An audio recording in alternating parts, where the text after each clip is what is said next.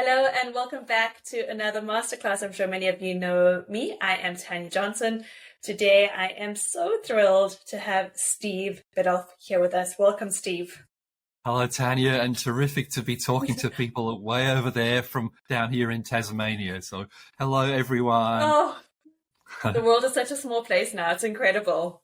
Just quickly going to let you know about Steve. If you don't already know, I think many of you probably have come across Steve's work already. Steve is one of the world's best known parent and educator over 40 years now. Is that correct, Steve? Yes, it's a bit shocking, really. Yeah, 40 years since I first wrote a book, and 50, I mean, look at this hair. 50 years since I became a psychologist. So I'm amazed I'm still on my feet. Yes. It's incredible. Steve's also one of the top-selling authors, parenting authors in the world. His books have reached 6 million homes and been translated into 32 different languages. And today, we're going to be focusing on Steve's newest book, Wild Creature Mind. Steve, probably one of my favorite names for a book. It's so fun. When I read the title, I was like, I just imagined all sorts of wonderful things. Yes, we had in mind that because teenagers are the group we're most worried about at the moment, that it was a book that a teenager might pick up and read, and so the whole thing of your animal self, which has got very strong neuroscience behind it, but it needed an appealing handle to grab, and so and the picture is lovely on the cover with it's got the person's face with a wild tiger just inside their mind, and that really conveyed. We worked for months and months to find an image that was right, and we love that one. Yes, it literally says what the book is about. It absolutely does. It absolutely does. Steve, what was kind of the inspiration behind putting Wild Creature Mind together? I know you've written so many books now, but another one now, which is incredible. What inspired you? Yes, well, I have that kind of mind. I'm on well along the autism spectrum, Tanya. I didn't know whether you would know that, but so I tend to get concerned about big problems. To think, why aren't people fixing the big problems? And if you ask yourself today, what's the biggest problem in the world? Most people would, no doubt, climate change and the danger we're in from climate is the biggest. But the second biggest problem in the world is anxiety. And anxiety it's even just on the face of things, it's the biggest mental health epidemic that the world has ever seen. It's hammering a whole generation of young people. But it's also the thing that makes people vote for complete idiots to run their countries, and that drives domestic violence and causes people to get into all kinds of bad places. And so I wanted to write a book that particularly helped with the problem of almost everyone's experience of their teenager melting down completely. And because what anxiety does is it immobilizes us. It's a natural reaction, but it just immobilizes us, and it prevents us from doing what we need to do to be free and happy. And the psychology world was not really addressing it in a successful way. If psychology was applicable to anxiety, we wouldn't have the epidemic. We would just have solved it. But in particular, the cognitive approaches which people were taking, where basically that you could try and talk somebody out of being anxious, was a real backlash that I was seeing in my patients, that they hated. They felt demeaned by cognitive behavior therapy when that was all they received. After waiting for years to see a psychologist, the universities were turning people out with a kind of what I call a clipboard wielding technicians who didn't. I can see on your face that you're relating to that. And whereas the newest neuroscience was really, really clear that we needed to use the right parts of our brain to address anxiety, that it wasn't a problem solved by thinking. And thinking would not make it go away, that we had to bring in more of our body's resources. And anxiety wasn't even a malfunction. It was just our body trying to, shouting at us to pay attention. And so I could, and if I saw a huge problem, I saw some answers over here. I thought my job is always to make things simple. My books are really, really simple. I'll bring those together and maybe it'll help. And so that's how it came about. It's so interesting because it doesn't matter where you are in the world, anxiety is an issue. And you're so right, Steve. I think that for so long, we almost tried to control anxiety. So, it's like we're so scared of it that it was like, here's a strategy, here's a technique, without actually listening to probably what we all deeply know. Yes, you're listening to its voice and what it's trying to tell us. But we've got lots of time to unpack all of that, Tanya. And so, yes, we'll make people are feeling like that's pretty huge. Don't worry, we'll take it in little tiny steps and we'll get you there. I love it. Yeah. Okay, let's start with our first tiny little step. So what exactly is our wild creature mind? Good. Okay. Now, the best way I can explain it is you and I are talking to each other, Tanya, on a podcast, and people are listening, and we're using words. That's our medium of communication. And so what that means is that my left hemisphere, which is where the language centers in our brain, are just behind our left ear, just right in there. There's 2 zones that handle language. And so my left hemisphere is talking to your left hemisphere, and we're shooting words to and fro. And everyone who's watching or listening, they're doing this. Our left hemispheres are all kind of chatting to each other. But there's something much, much bigger going on, that my right hemisphere is also on the job, and it's watching your facial expressions, and it's responding to your little movements of your face and your head. And if you're listening to me and your right hemisphere is checking me out, thinking, does he make sense? Is he trustworthy? Am I safe with this person? You and I are both checking out if we're safe with each other. And that's our wild creature mind. That's our right hemisphere. And that's a very complicated thing to be reading. Facial movements, eye movements, breathing rate, skin tone. There's no way that you could do that logically. It's a multidimensional task. But your wild creature mind is doing that. It's like we have, you and I both have a black panther, something sitting beside us, and they're sniffing each other out and making, just to get the rhythm of our communication right and our conversation. It's a very complex thing, but our right hemisphere over on this side is designed for that. And even in a little tiny baby, brand new baby, they're already reading their mum's face, checking out, can I relax here? Is she kind? Is she paying attention to me? And there are amazing studies of if they get a mum to freeze her face, for example, and just go wooden in her facial expression, little babies completely panic because they don't get the responsiveness that they're programmed to need. And so we all have a wild creature part of us. It does the complicated, intricate work of navigating us through life. And in our culture, we almost completely forgot about that. We got so caught up in the words, we lost this massive, wise resource that sits on the right side of our heads and in our bodies and in our senses. And so this book is about getting your wild creature back on the team, letting it know. Oh, I love it. Yeah. Does that make sense, Tanya? It's an awful lot of information at once. No, it makes so much sense. Like what I'm hearing is our left is our language. It's kind of more logical, more linear, whereas that right is like the deep intuition where we're going, what am I feeling here? What am I picking up? Because I am, as we're talking, we're taking in so much information, but that's coming from the right, not necessarily the left, is everything I'm hearing. Yes, that's right. Yes. And it's there, and the people watching and listening will be thinking, yes, you're right. I that is going on, and it's very sophisticated, but it takes care of itself. You don't have to worry about it. Yeah. So that's what wild creature mind is. But Steve, what happens to our wild creature mind? Because as you talk about that baby cooing with its mum or moving back or forward, or, I remember when my little girls were little, and if I tried to give them to an auntie or an uncle who they didn't know that well, how they would like arch their back and move away. I feel like that wild creature mind is so loud in our children when they're really little, but somewhere over time it gets quietened.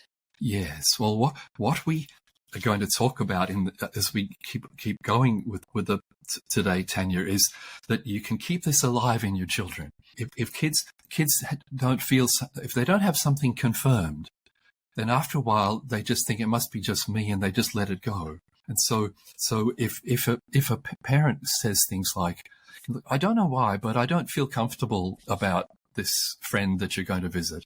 Let me have a think about it before I agree.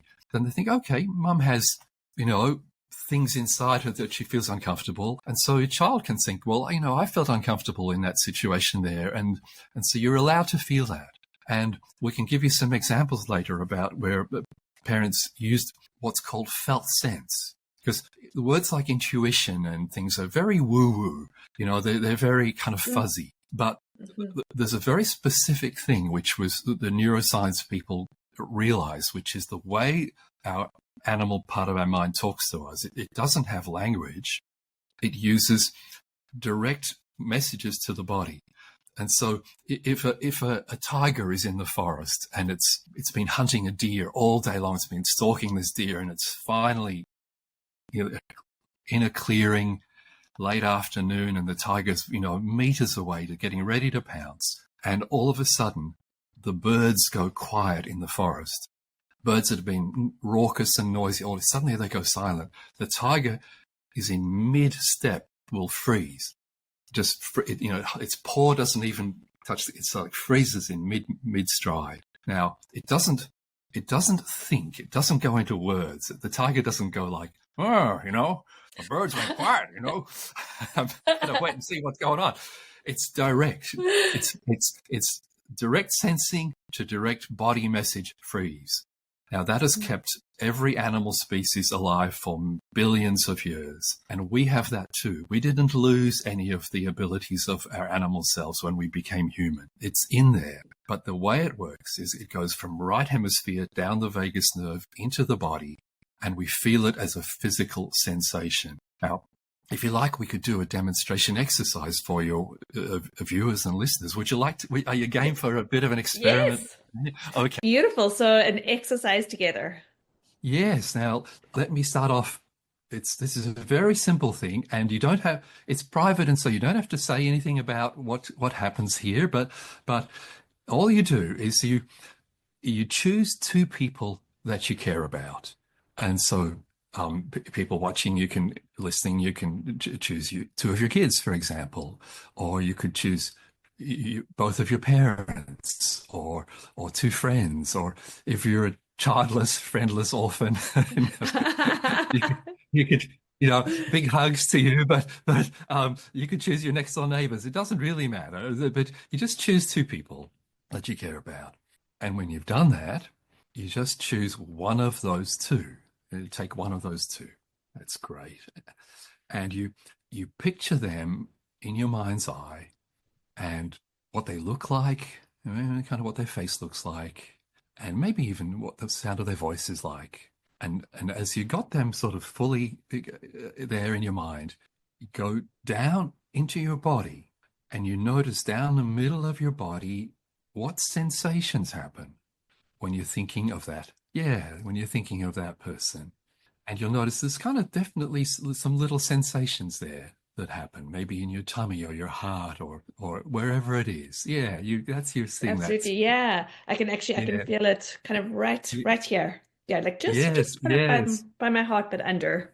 We'll come back to that in a minute. And so you're doing it really well there, Tanya. And so people listening, just notice where it is, and even how you would what words you would use to describe that sensation. And that's all. And then go to the second person and picture them and what their voice sounds like, what their face looks like. And when you've got them nice and clear, you do the same thing. You go down into your body, and what are the sensations that you experience inside your middle of your body when you're thinking of that person? And notice the little differences from the first person and the ways that you have a different felt sense for each one. And that's all. That's it. You've done it, and that's really great. And I don't know if you want to say anything Tanya, Yeah. you noticed? Yeah. Yeah. Steve, I'm very open to talking about all of this. So the two people I chose were my mom and my dad. Mm. And it was interesting. So the first one was my dad, and it was my dad's a very, very gentle person, and it was a warmth kind of just underneath my heart, kind of right by kind of middle of my body, like there. And then the second one was my mom, who's also wonderful, but she's got lots of energy, and it almost felt like when I think of my mom, the energy is a little bit more expansive, a little bit more explosive.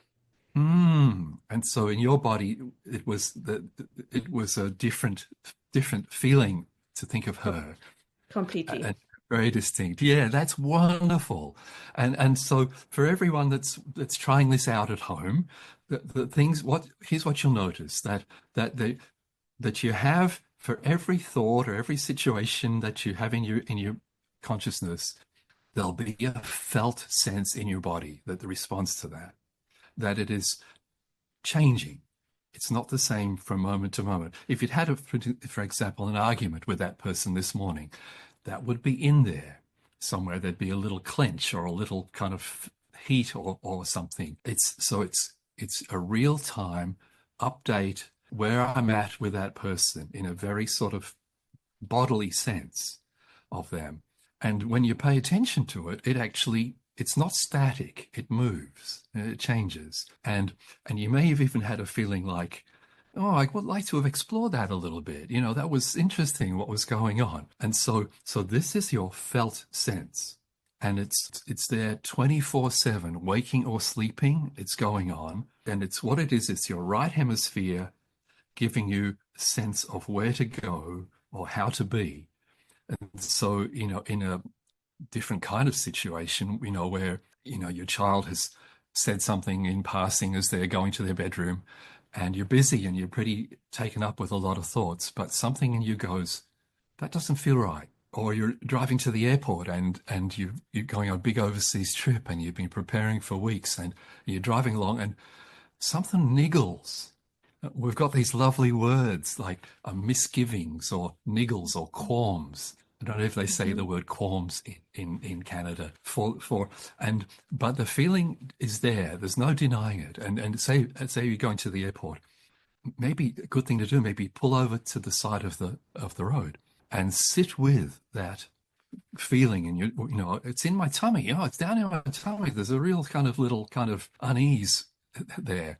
Sit with it, and all of a sudden it'll be sunglasses. I left my prescription sunglasses on the. Oh, look, it doesn't matter. I can do without those. And so you keep driving, and guess what? The feeling hasn't gone away. So it wasn't the sunglasses. And so you keep thinking, and all of a sudden, what matters on a passport? Yeah, I packed the passport, but where did I pack it? I packed it in my suitcase. My suitcase goes in the hold of the plane. That's no use for getting through customs. I've got to stop. And so it's a funny example, but everyone's been there, Tanya. And so what it means is that your right hemisphere has remembered a detail of your life. And we'll talk about why it's wired to do that later on. But it means that the only way it has to shout at you is by making your tummy feel strange. That's its language. And if you go to that felt sense and you respect it and sit with it, then your brain will pop out the answer of what it really is. So in the book, there was a incredible story of the ambulance driver, paramedic, who had massive post-traumatic stress, was on the point of losing his job and possibly losing his marriage. He was so overwhelmed with anxiety. And his therapist and he sat with what was happening in his body. And all of a sudden he began to just weep and weep and weep. And when he'd finished crying, and the very caring, strong counselor said to him, James, what's happening now? And he just said the one word, Anita. And she said, who's Anita? And it was a little girl that he had gone to a vehicle, a pedestrian accident, and hadn't been able she died in the ambulance. And of all the dozens and dozens of incidents that he'd dealt with as an ambulance driver, that was the one that had sent him off the deep end. But he didn't know that until they went into his right hemisphere and stayed with his body, and his body knew. And it's the most moving story. Just writing it, I just was crying as I was writing it. And once he knew what the problem was, it wasn't hard to address that. So our right hemisphere knows the answers to things. It has access to the whole of our memory banks. It wires into the hippocampus, and so, you know, if you lose your keys, your right hemisphere knows. It doesn't just know where you left your keys. It knows where you left your keys in 1997. And so, you know, if someone makes you feel uneasy, it's because it reminds you of someone else that had that same coldness in their eyes, you know, when you were a kid in school or something. And so there's nothing woo-woo about this. It is absolute neuroscience. Memory, integrating right hemisphere, wires into the body and talks to us. And so what I realized in my fellow therapists, this is a fantastic tool. As we talk about this being actual neuroscience, but just a way that makes it more accessible, could we chat a little bit about how felt sense is connected to our limbic system?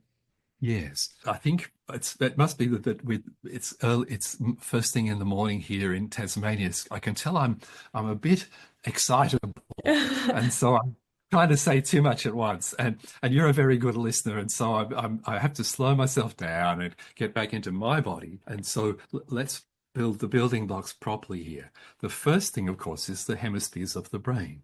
Now, everyone watching or listening will have a sort of vague sense. Oh, yes, I've read about that. Our brain's got two hemispheres.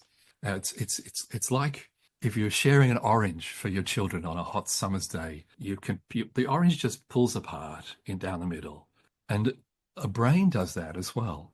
And it's a kind of rather puzzling design feature of the brain. Why do we have two halves? And Ian McGilchrist, who is the British neuroscientist that I based my book on, his amazing background neuroscience work, he points out that every living creature has two halves.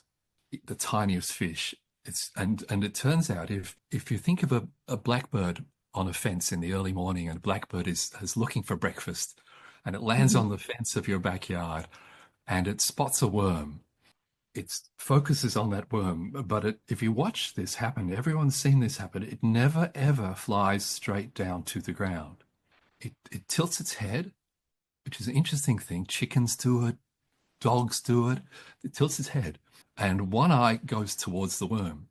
Then it does a funny little thing like that, where it pivots its head around, and then it flies down. And McGilchrist says what's happening is that it has to do two things. It has to stay focused on that one worm in that grass. So part of its brain is going, worm, worm, worm. You know, don't let go of that. You know, if we're walking down the street with a toddler, it's hold their hand, hold their hand, hold their hand. Totally. Yes, but if a bird flew straight down to the grass, the ground is a dangerous place. Danger is everywhere. And the reason the bird tilts its head is because its right hemisphere has a different job to do. And that is to stay wide open for any sort of danger which might come from any direction. And so every living creature has these two separate jobs to do: to get breakfast and not to be someone else's breakfast.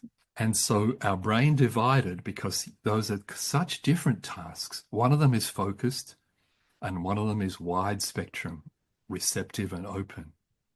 And you can't have that in the same system. And so as humans, we have two ways of being in the world. One is, I have a goal. You know, someone's goal is, you know, make money or be in charge of everybody else, and they have a single goal. And we've seen how ugly that is in practice. But we have another part of our mind that is receptive, and it is soft, and it is taking in the whole picture, the whole ecosystem. And it's relational. It's the thing that says, you know, if I'm going to be with you, I have to stop being focused and I have to listen to what you think. I have to, you know, so a child knows when their mum or dad loves them because mum or dad puts aside everything else, sits back and says, you know, I really want to hear how you're doing. And the child senses mum's gone into her right hemisphere. She's here, she's in her body, she's with me. And so now we shift between right and left hemisphere all the time.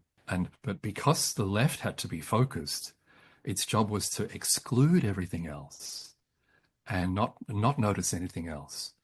Whereas the right, its job was to sit with, oh, okay, all of it receives all the sensory input. If you're at a party and someone mentions your name from across the room in another conversation, you suddenly hear that coming out.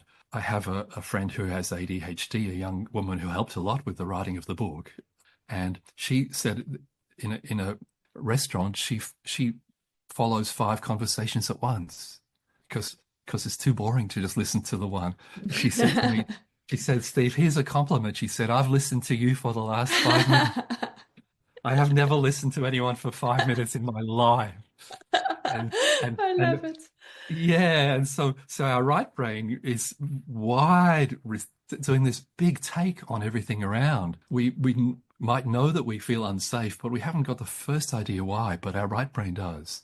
And so yes, and so that's the wiring. If you picture, one is like a little kind of little chatty part in the little living in a little garret up in the top corner. And that's why when we're anxious, it's so unhelpful, because up there it just goes round and round and round in circles. Everyone's had this experience, lying awake in the middle of the night with the thoughts going round and round, getting nowhere at all.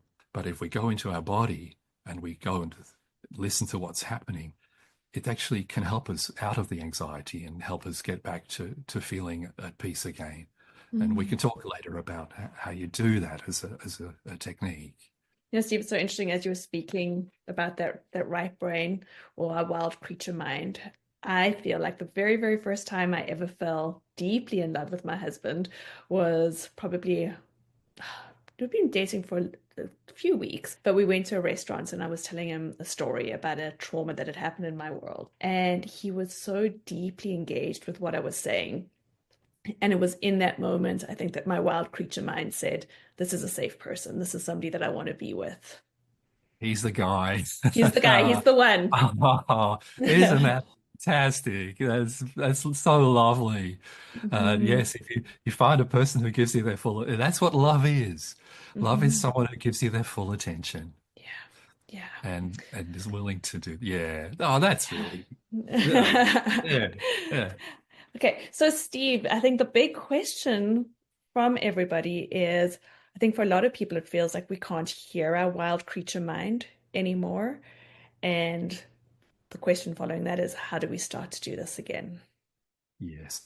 Okay. Now, again, this is a very simple tool, which when I explain it to you, I make a fair guess that everyone watching will use it for the rest of their life. Mm. Every day what I'm about to tell you, you will use for the rest of your life. It's so helpful. And I don't know if people in Canada are the same here, that sometimes in the old days, people used to use language with a lot more precision. And so if you've ever read books like Jane Austen or books like that, part of the beauty of them is the incredible precision of the language. And people in those days used to use terms like, they'd say things like, there is something in me, Meredith, that yearns for the sea. Um, or there is something in me that wants to give him a good smack in the mouth. Probably that wouldn't be a Jane Austen example, but that expression, there is something in me, was Mhm. in the language. And what it conveys is that it's not all of me. It's not all of me that I'm not about to run away to sea. It's just that it's in there. It's in there. Mm. And there's more than that, but it's in there. And so when we use the words, in English, the way we talk is we say, I am anxious or I am angry. And in not every culture is the same. In Ireland, they say there is a sadness on me. In France, they say, I have fear. Whereas in English, they say, I am afraid. Now, if you're watching or listening to this, if you just try it on, I am angry, it feels very total. It's like every inch of me. And so we experience it in the way we frame it. But if you were to say instead, there is something in me which is anxious, then straight away, can you feel that sense of separation that happens? It's like there's a little bit of spaciousness comes in. Oh, there's something in me that is anxious. So it's not, does that, Yes, totally. You know, and I'm just going to say it for seconds. When you say there's something in me that's anxious, to me, as I say, that evokes a curiosity. It's like that there's something here. and you gestured to here. And so that automatically falls into the next step of the procedure. So I'll use myself as an example. Before I got into these ideas, I was a naturally anxious person. I'm neurodivergent, and so I have to work very hard to be social and do it with a lot of concentration. And also, I'm an old granddad. I'm 71, got a big extended family, and I live in the 2024, and it's a bit of a nightmare world.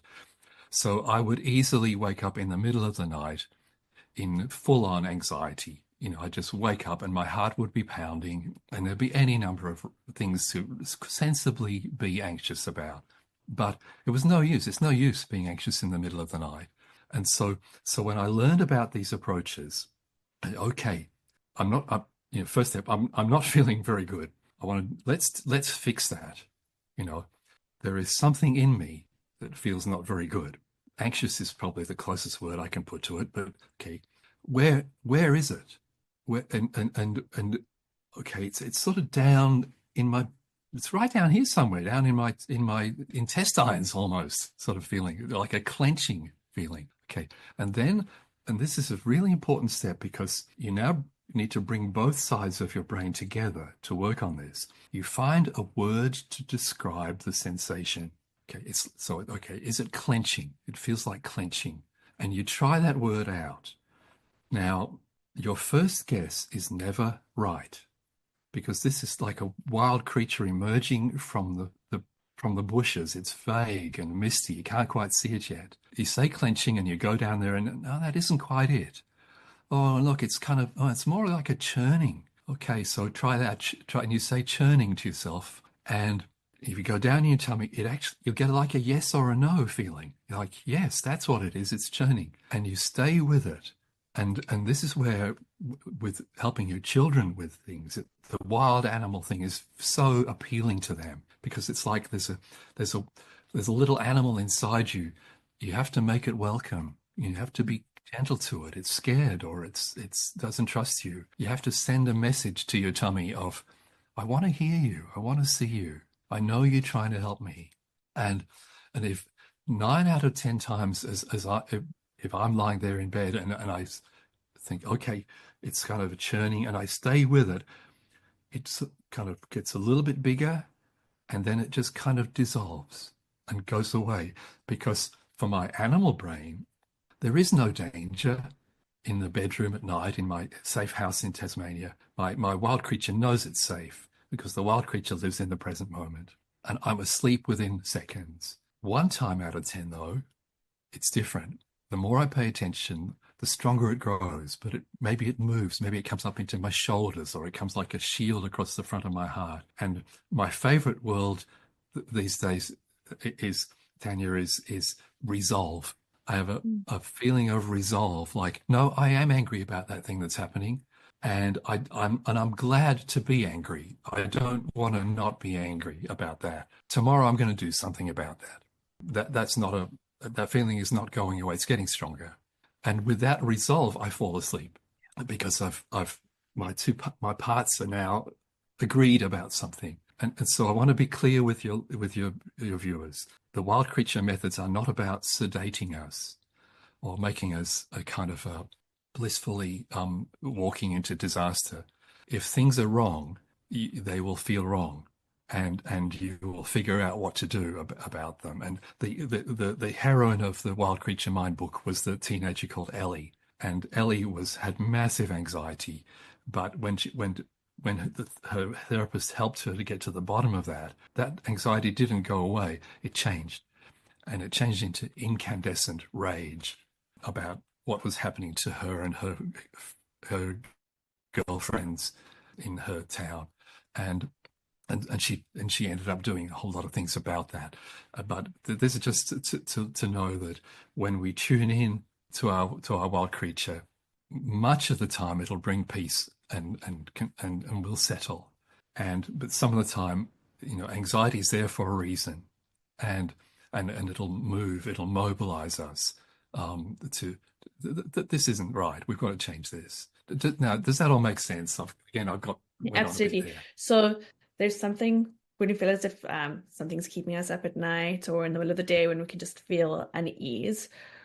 What we're going to do is we're going to say there's something inside of me, and we're going to locate where we may feel it, what the feeling is, and we're not going to stick with the first word that comes up. We're going to work with different words till it feels right. So there's something inside me located around my chest area that feels like a very heavy black block. And then if it's there, we're going to say, does it have something to tell me? What's the story that block may have to tell me? Yes, yes. I give an example of this. A very good friend of mine who lost his wife after 50 years of marriage, and we were talking because he was a wise man and he knew about grief and he was quite okay about grief. But he said, Steve, I feel frozen. I feel stuck. And we talked because I was talking to him about these approaches. And so I said, okay, where does it live? Where inside you does it live? And he said, oh, no mistake. It's like you described there, Tanya, he said, like a stone. Like I feel like there's just a cold block of stone in my stomach. And he stayed with it and just sat and paid attention to it. And when you do that, what happens is it changes, it moves. And I said, what's happening now? His face started to change. And I said, what's happening? He said, it's come up to my heart. I said, great, you're doing really well. Just keep staying with it. He said, then he said, it's in my throat. And I said, what's it like? He said, I can hardly breathe. And I said, can you just try and breathe through it? And all of a sudden, this great wail came out, sobbing, bending over and weeping. And it was probably the most moving thing I've ever been part of in my 70 years. And he could have been seeing a counselor and talking about this for 20 sessions. But this was the direct body wisdom answer. The minute he paid attention to his insides had a journey happening. And so even when it's with one of your children, ask them questions like, where does it live? What color is it? Sometimes they'd like to draw it for you. But what's it doing? Or what do you think it wants to tell you? And as you said, little kids are much more alive to this stuff. And they'll say things. They'll say like, I don't think I really like my friend, Mum. I don't think she's ever going to be a trustworthy friend, Mum. And you say, well, good on you for figuring that out. Great to have figured that out. And, or a little boy whose friend is, leaving to go to another school, and he's angry with his friend for going to another school, and then you stay with his body, and actually, no, he's just really sad. And so you say, okay, so now we know, we've got to get be sure we've got his new address, and we can drive over to Manitoba and visit him, sometime. And but it's pretty sad when your friend isn't there every day, and and your son leans into you and you both cry a little bit. That's not a bad thing in the picture. And he's not going to go be sort of man who goes and hits people when he's grieving. And so we knew in the parenting world, we knew, in my books written 40 years ago, you got to respect children's feelings. You've got to help them to name their feelings. We went that far. Now we can go 10 times further. Oh, so powerful. It's so powerful, Steve. Steve, I think for so many of particularly our teens, I would say that I see now, especially with phones and technology and crazy schedules. We live such crazy lives. I think so many people struggle to quieten the chatter of that left brain to be able to hear their wild creature. How do we help people to quieten so that they can actually hear that wild creature? Yes. Well, I think this is the area of what's called co-regulation. That basically our job as parents is to be less anxious than our kids.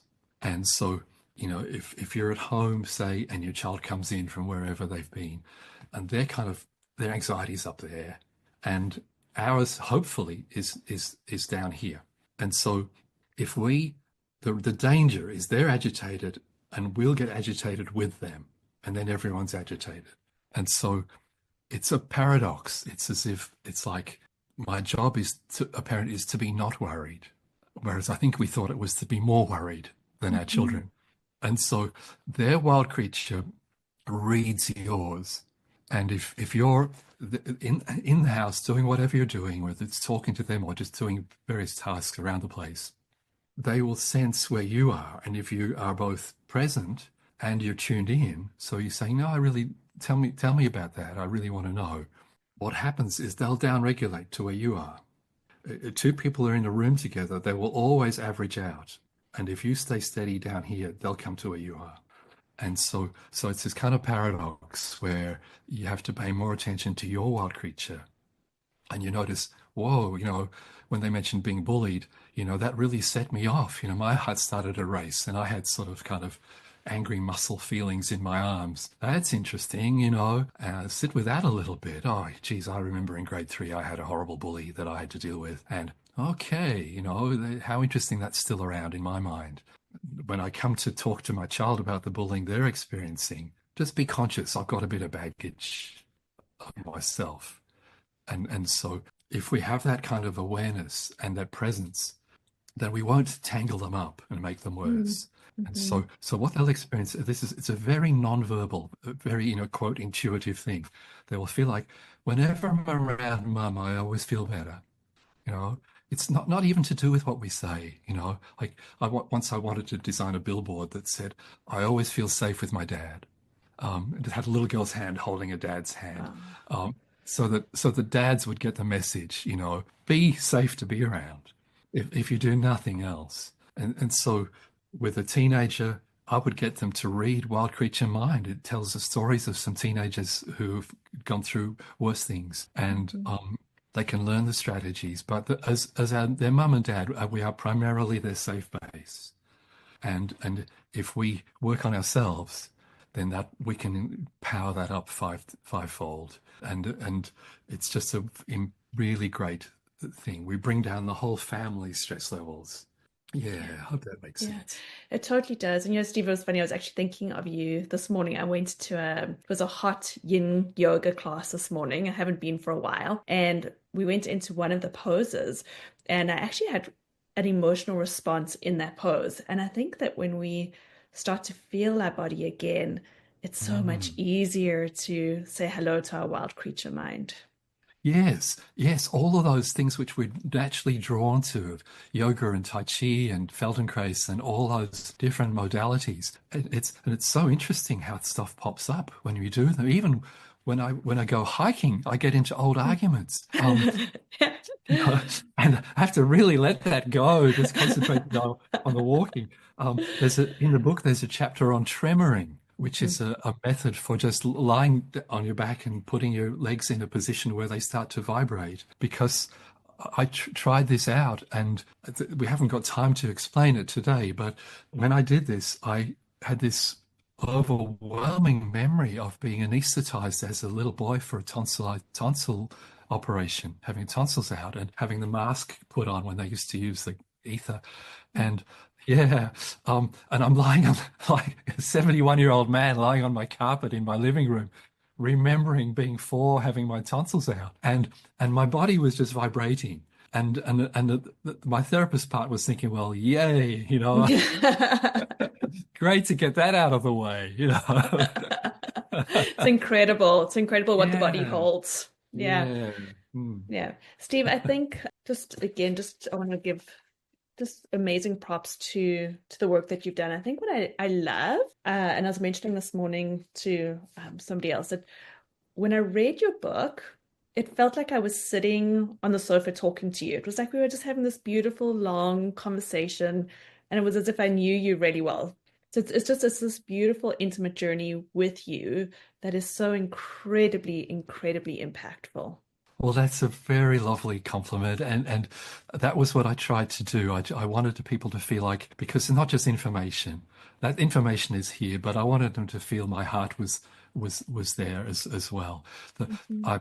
I'm, I'm in my last decade of my life, soon be gone. I don't care about myself all that much.